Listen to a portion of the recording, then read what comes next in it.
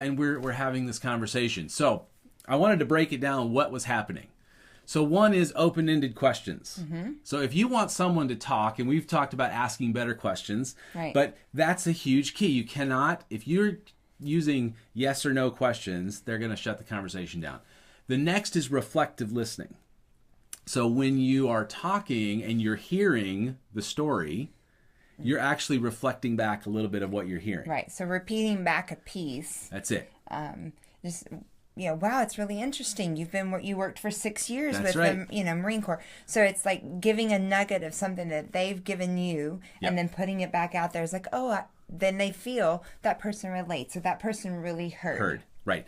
And then, so I asked her, I said, because then there's two other components that I think are the secret sauce, if I might say, of getting people to open up. I said, so at what point did you trust me?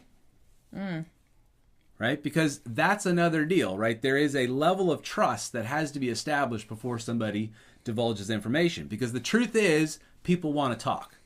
Right. People love to talk about themselves, and they're waiting for that opportunity. But if you've had a bad experience where you started talking about yourself, and now the salesman all of a sudden starts selling you on it, that's no fun. Right. You want someone to just hear. So she said, well, when you call back because you were interested in my project and helping me succeed. And then the next was, it was the connection. So care and connection. So when you want someone to open up, you've got to demonstrate that you care. And this is a well-known saying, but people don't care how much you know until they know how much you care. And that just won't go away. I mean, that's just true. And then the next piece is seek to find the connection with them.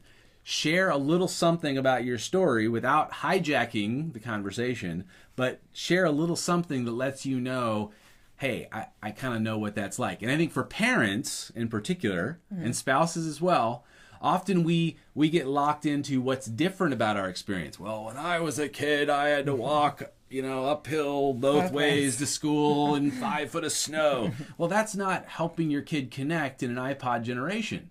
Right. Right? That's making us feel distant. So you want to find the connection. And the same is with spouses, like one's staying at home and the other one's working.